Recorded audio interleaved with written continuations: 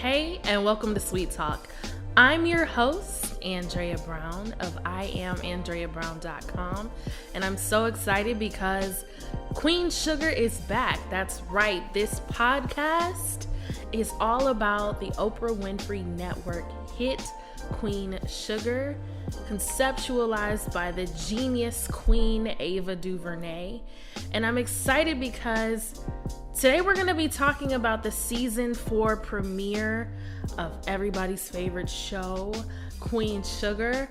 And I'm going to switch it up a little bit. If you've listened to Sweet Talk before, I kind of used to recap the show, but I think that it's going to be a little bit more fun for us if I just take you through my top 3 moments of every episode and then maybe give a little perspective about what I think is going to happen in the next episode.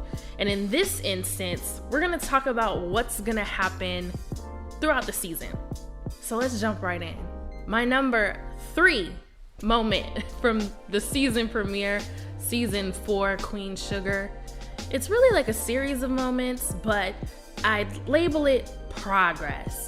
So when the season opens, we get to see all of our favorite characters moving around in their world.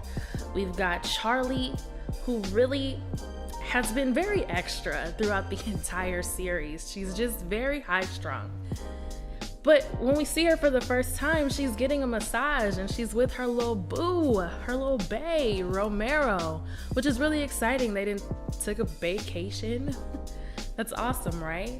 We've never ever gotten to see Charlie really tone down. She's always been very active. So seeing her get the opportunity to just chill with her guy, that's awesome. Now, it's probably going to be short-lived because there's a lot of drama, but we'll get to that later.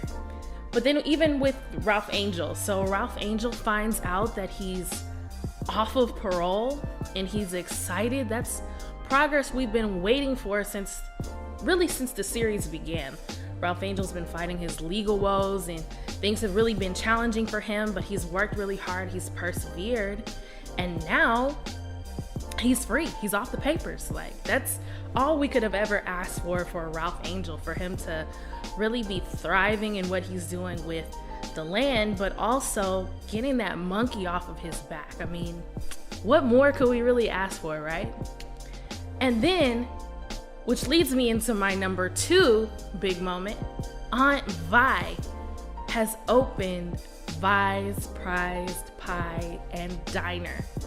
So if you can recall, in season 3, Hollywood, Vi's now husband, purchased the old High Yellow Diner for Vi, which I thought was absolutely excellent.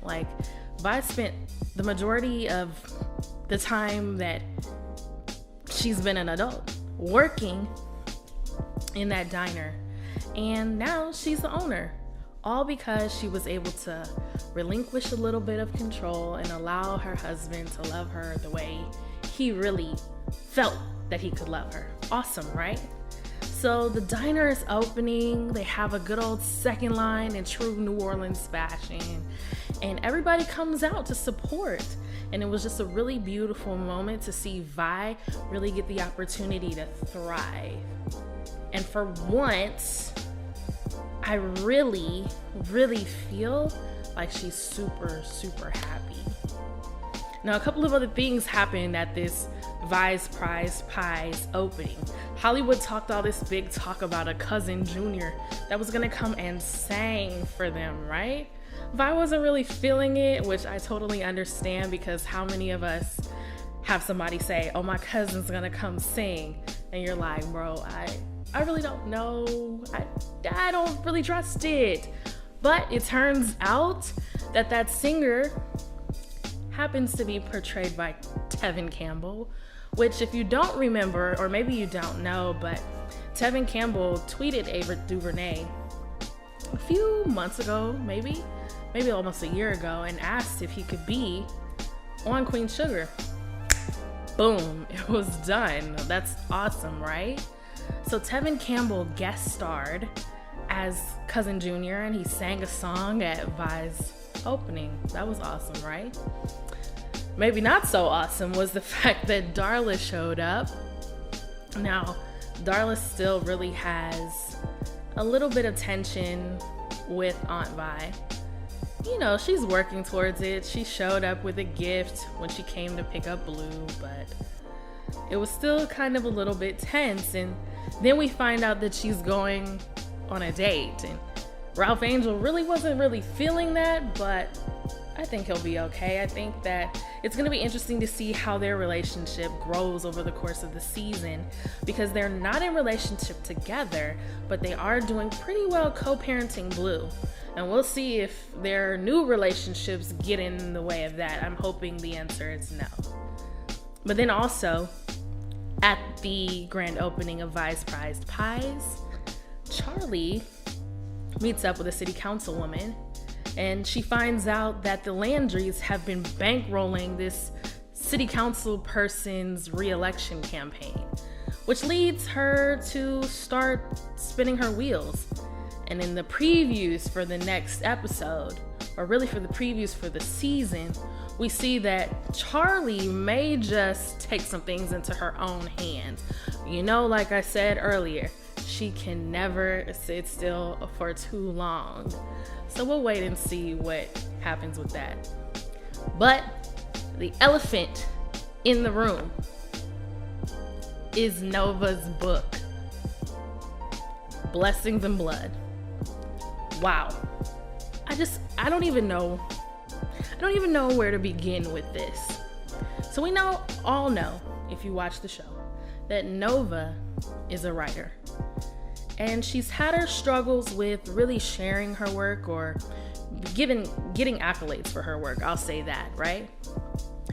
So now she's in a position where she's got this book deal, she's done writing for the newspaper, and she decides that she's going to write a memoir about her family.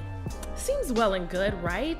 It's an American story, and she wants people to understand that Black people in the South can really have just as much of an American story as the white person in Middle America.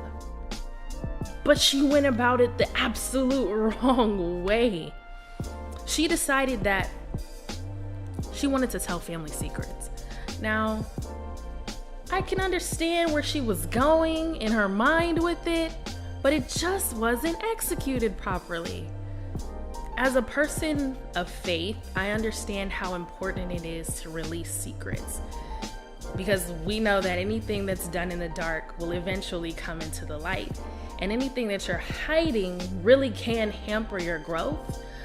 But if there are secrets that need to be uncovered and truth that needs to be exposed, that really should be done in the confines of the family and not for the entire world to see and lay witness to. And even if she had decided that she wanted the entire world to know her family's secrets, it would have only been okay if she had gotten prior approval from the entire family in which she chose to tell their secrets. Honestly, the secrets that she was sharing, number one, that Charlie had paid off the girl who claimed that her ex-husband raped her, that Ralph Angel really isn't Blue's biological father, and that their Aunt Violet has struggled throughout her entire life knowing her worth. Come on, fam. That's not really stuff that you share with the world. Those are conversations that you have internally. And if it's okay and decided upon by the greater good, by the entire group, that it's okay to share, then yeah, go ahead and share it. But now we're in a position where a sister, Charlie, is going to have to file a cease and desist on her own sister because she was blindsided by the release of this memoir, which was given no prior approval. I just don't get it. She really messed up. And then to think, she went to her father's gravesite and talked to him and said, "Dad, look, I know that people are not going to understand what I'm doing, but I'm really doing it for the betterment of us." Now, sis, Seriously? Really? Like I said, this really could have been handled in a totally different way. It would have been so much better had she just had the courage to speak to her family before the book went to the publisher. Because now, really, it's pretty much too late. She's doing press tours. The book's already headed out. Pre-release copies have already made it to journalists. Charlie's already been embarrassed in public. It's going to be bad for Nova, and I'm not really sure how she's going to be able to rebound from this.